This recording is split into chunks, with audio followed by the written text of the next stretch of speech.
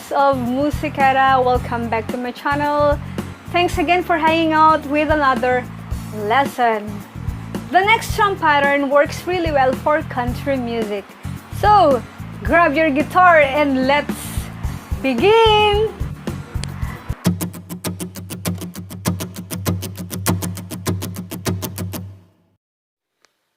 Some people call this boom chica.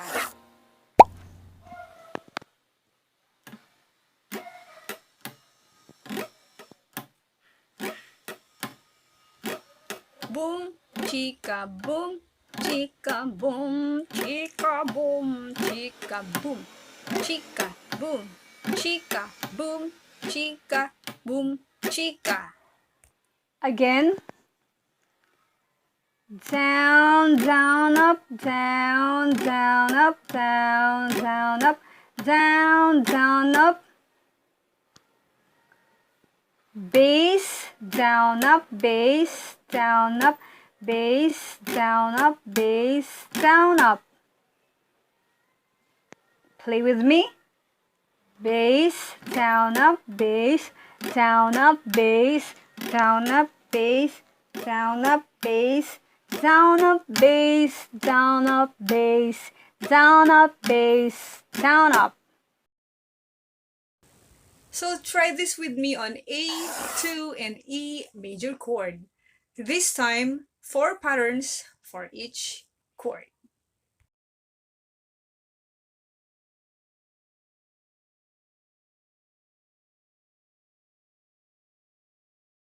In 3, 2, 1. Bass, down, up, bass, down, up, bass, down, up, bass, down, up. E major. Bass, down, up, bass, down, up, bass, down, up, bass, down, up. Back to A2. Bass, down, up, bass, down, up, bass, down, up, bass, down, up. E major. Bass, down, up, bass, down, up, bass, down, up, bass, down, up. Bass of A2 or A minor is this one, string number 5. Hit this for bass.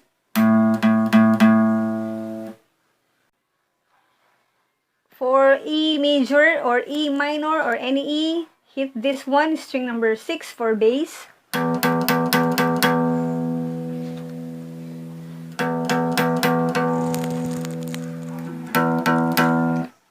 Again for E, string number 6 for bass.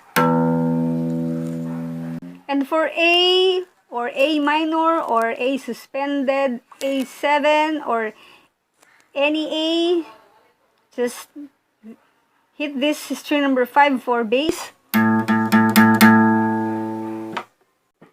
Again. Down, down, up, down, down, up, down, down, up, down, down, up, down, down, up, down, down, up, down, down, up, down, down, up. Practice that every day, even if it's 5 minutes a day.